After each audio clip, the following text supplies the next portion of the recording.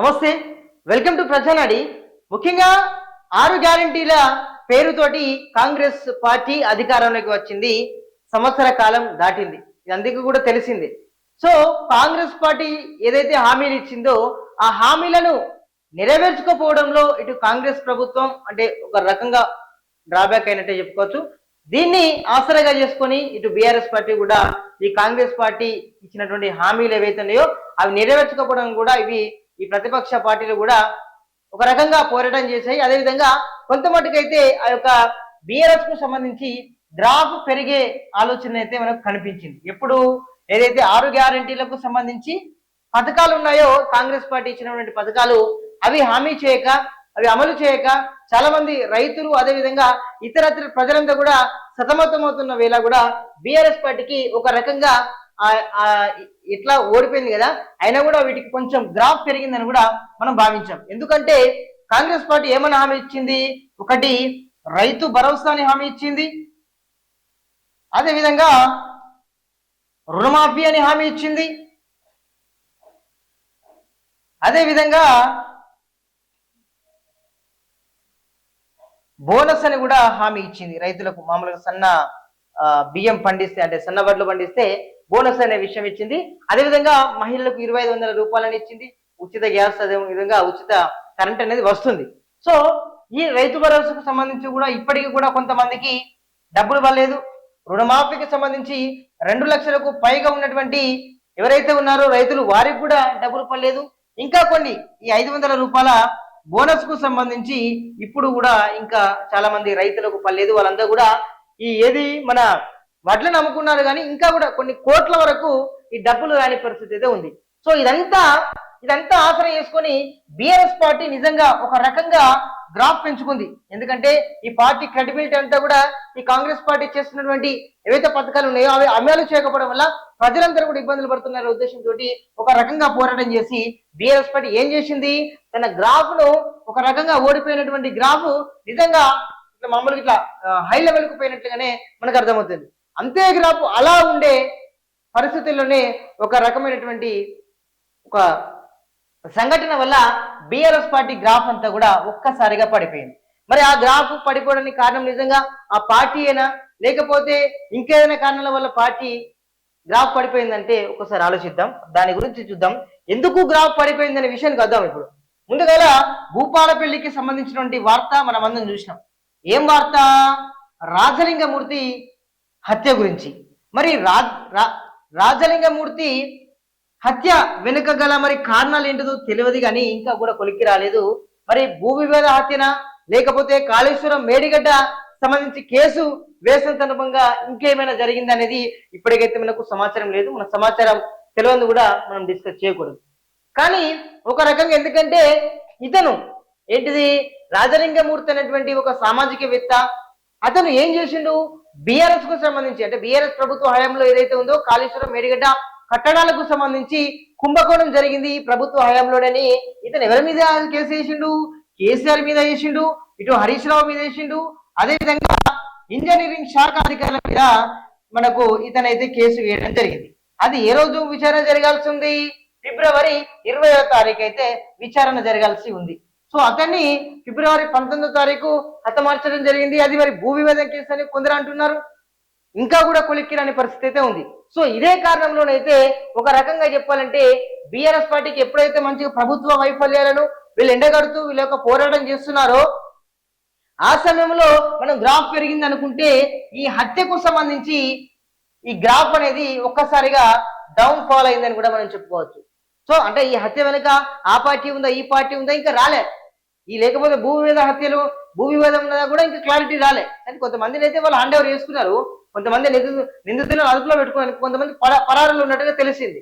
So అందులో భాగంగా అంటే ఇప్పుడు పార్టీ గురించి మనం మాట్లాడుతున్నాం కాబట్టి ఈ హత్యలో భాగంగా మరి ఎలా ఉంది పరిస్థితి అనేది ఒక రకంగా చూసుకున్నట్లయితే మరి ఈ కేసు వేసినటువంటి వ్యక్తి బీఆర్ఎస్ మీద వేసింది కదా, మరి బీఆర్ఎస్ పార్టీ సంబంధించి ఏమైనా వేసిందా, మరి ఇంకేమైనా కారణాలు ఉన్నాయని ఆ ఆలోచనతోటి మొత్తానికి ఈ గ్రాఫ్ అనేది కూడా మనకు పడిపోయిందని కూడా చెప్పుకోవచ్చు. నిజంగా ఒక రకంగా చెప్పాలంటే సరే బీఆర్ఎస్ గ్రాఫ్ తగ్గించిందని ఇప్పుడు కాంగ్రెస్ ప్రభుత్వం ఏం చేయాలి? అరే ఒక రకంగా మమ్మల్ని టార్గెట్ చేస్తున్నారు. మా ప్రభుత్వ హయాంలో ఏదైతే ఉందో పథకాలు అవి నిజంగా అమలు కాకపోవడం వల్ల చాలా మంది ప్రజలు ఇబ్బందులు పడుతున్నారు అనే విషయాన్ని మీరు చెప్పడం జరిగింది.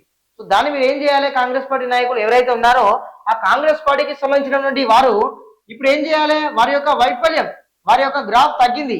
ఏం తగ్గింది? గ్రాఫ్ తగ్గిన కారణంగా మీరేం చేసుకోవాలి? ఇప్పుడు ఏదైతే ఉన్నదో రైతు భరోసా కానివ్వండి, అదేవిధంగా ఈ మన రైతు వడ్ల బోనస్ కానివ్వండి, ఇంకా కూడా రుణమాఫీ కాలే. ఆ రుణమాఫీకి సంబంధించి కూడా మీరు మంచి నిఘా పెడితే బాగుంటుంది. ఎందుకంటే కాంగ్రెస్ ప్రభుత్వానికి సంబంధించి చాలా మటుకు ఇప్పటికీ కూడా ముసలిళ్ళ మనసులో కాంగ్రెస్ ప్రభుత్వం గురించి ఉంది, కొంతమంది మనసులో బీఆర్ఎస్ ప్రభుత్వం ఉంది. ఎందుకంటే కొన్ని రకాలుగా చూసుకున్నట్లయితే ఏది ఈ ముసలిలకు సంబంధించిన పెన్షన్ కానీ ఇంకా ఇతరత్ర పథకాలు రైతు బంధు విషయంలో కూడా ఆనాటి ప్రభుత్వం కూడా మంచిగా ఇచ్చింది, కొన్ని దఫాలుగా ప్రతి ఒక్క సీజన్ కు కూడా ఇచ్చింది. కానీ ఈ కాలంలో అయితే ఇప్పుడు మామూలుగా అసలు యాక్చువల్ గా 2-3 దఫాలు రావాల్సింది, కానీ ఇప్పటికి కూడా ఇంకా కొంతమందికి రాని పరిస్థితి, ఒక 2 పేమెంట్లు కూడా ఎగ్గొట్టిన పరిస్థితి. ఇక అదేవిధంగా 500 రూపాయలు ఇస్తామని చెప్పిండు, 500 రూపాయలకు కూడా ఇంకా కొలిక్కి రాని పరిస్థితి. రుణమాఫీకి సంబంధించి 2 లక్షలకు పైగా ఉన్నటువంటి మన రైతన్నలు కూడా ఇంకా కూడా రాలే. అంటే ఈ యొక్క నిజంగా చెప్పాలంటే బీఆర్ఎస్ పార్టీకి సంబంధించినటువంటి నేతలు మీకు ఒక సూచనలు ఇస్తున్నారు. ఏమని ఇస్తున్నారు? ఆల్రెడీ సూచనలు ఇచ్చిళ్ళు. ఏమని ఇచ్చిళ్ళు? ప్రభుత్వం వైఫల్యం చెందుతాని ఇచ్చిన వాళ్ళ గ్రాఫ్ పెంచుకున్నారు. కానీ ఏకాఏకి ఏం జరిగింది? ఈ హత్యకు సంబంధించి మొత్తానికి గ్రాఫ్ అంతా పడిపోయింది. సరే పక్కన పెడదాం. కాంగ్రెస్ పార్టీ ప్రభుత్వం ఏం చేయాలంటే ఏదైతే ఉందో ఈ వీళ్ళు చెప్పినటువంటి ప్రతిపక్షాలు ఏమని ఆరోపించినాయి ఇవన్నీ అమలు చేయలేదు. అమలు చేయని కారణంగా ఏం చేయాలి? మీరు అవన్నీ పాజిటివ్ తీసుకోవాలి. పాజిటివ్ తీసుకొని ప్రతి ఒక్క పథకాన్ని అమలు చేసే దిశగా మీరు ముందుకు సాగాలి. అమలు చేయాల్సిందే. అమలు చేసి ముందుకు సాగితే నిజంగా ఇంకొకటి ఇది కూడా ప్లస్ పాయింటే. ఎందుకంటే స్థానిక సంస్థలు రాబోతున్నాయి. ఏది? సర్పంచులు, మన ఎంపీటీసీలు, జెడ్పీటీసీలు, అదేవిధంగా సింగిల్ విండో అది ఇది ఆ ఎన్నికలు కూడా జరగబోతున్నాయి. ఆ టైంలో ఎందుకంటే ఇదంతా గ్రౌండ్ లెవెల్లో ఉండేది. ఎందుకంటే ఇదంతా రూరల్ ఏరియా. రూరల్ ఏరియా ఏం జరుగుతుంది? రైతులకు మరి డబ్బులు వచ్చినాయా? రైతు భరోసా వచ్చిందా? రైతు రుణమాఫీ వచ్చిందా? లేకపోతే వడ్లకు సంబంధించి సన్న వడ్లకు సంబంధించి 500 రూపాయల బోనస్ వచ్చిందనే విషయాలను ఈ రైతులందరూ కూడా వాళ్ళు ఆలోచిస్తారు. అరే కాంగ్రెస్ పార్టీ నిజంగానే చేసింది, సరే బ్యాంచత్ ఓటు వేయాల్సిందే, లేకపోతే ఓటు వేయరు వాళ్ళు. కాబట్టి ఈ బీఆర్ఎస్ పార్టీ ఒక రకంగా మీకు కీలక సూచనలు ఇచ్చింది. మీరు ఇవన్నీ కూడా కొంచెం పునరాలోచన చేసి ఈ పార్టీకి సంబంధించి మీరు ఏదైతే నిజంగా ఒక రకంగా చెప్పాలంటే కాంగ్రెస్ పార్టీని ఇప్పటికీ కూడా గుండెలో పెట్టుకుని ఉన్నవారు చాలా మంది ప్రజలు 100%లో దాదాపుగా ఒక 70% మంది అయినా ఉన్నట్లుగా మనకు అర్థమవుతుంది. ఎందుకంటే ఇప్పటికి ఉన్న గ్రామస్తుల స్థాయిలో కూడా ఇందిరమ్మ ఇల్లు, అప్పుడు ఆ కాలంలో కూడా ఇందిరమ్మ ఇల్లు కట్టుకొని జీవించుతున్న వాళ్ళు చాలా మంది ఉన్నారు. వాళ్ళ ఇంటి మీద కూడా ఇందిరమ్మ పథకం అని కూడా ఇప్పటికి కూడా ఒక ఇనుప ప్లేట్ పైన ముద్రించి అది ఉంటుంది. సో వాళ్ళందరూ కూడా మీ మీ మీద అభిమానం ఉన్నది. ఇందిరమ్మ రాజ్యం మళ్ళా వచ్చింది. ఇందిరమ్మ రాజ్యంలో ప్రజలు బాగుండాలనే ఉద్దేశంతో సర్కారు వచ్చింది. ఆ సర్కారుకు ధీటుగానే ప్రజలందరూ కూడా మంచిగా సంఘీభావంతో మీకు ఓట్లు వేయడం జరిగింది, గెలిపించడం జరిగింది. ఇదే బీఆర్ఎస్ కు సంబంధించి కూడా వారు ఒక రకమైనటువంటి కీలక సూచనలు, అదేవిధంగా మీకు ఒక దాన్ని ఏమంటారు, ఒక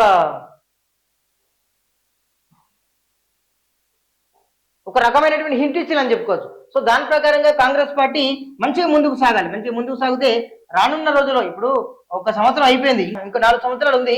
ఈ 4 సంవత్సరాల పాలనలో ఇంకా కూడా పురోగతి సాధిస్తే రానున్న మళ్ళీ 5 సంవత్సరాలు కూడా కాంగ్రెస్ పార్టీకి ప్రజలు కూడా పట్టం కట్టే అవకాశం ఉంది. కాబట్టి ఈ యొక్క ఆలోచనలు ముందుగా క్రోడీకరించి ఏం చేస్తే బాగుంటుంది, ఇంకా కూడా పథకాలు ఏవైతే ఉన్నాయో అమలు చేయకుండా అవన్నీ చేయండి.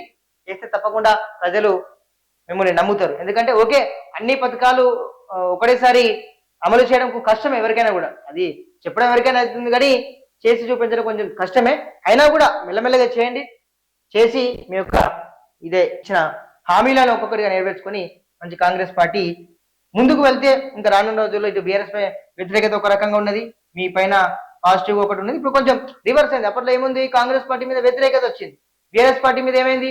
పాజిటివ్ వచ్చింది. ఒకసారి బీఆర్ఎస్ మీద పాజిటివ్ వస్తే మీకు వ్యతిరేకత వచ్చింది. దీన్ని మీరు క్రోడీకరించిపోతే రానున్న ఎలక్షన్లు బాగుంటుంది. వాళ్ళు కూడా మీకు ఒక రకమైన సలహాలు సూచనలు ఇచ్చిల్లని మీరు భావించండి.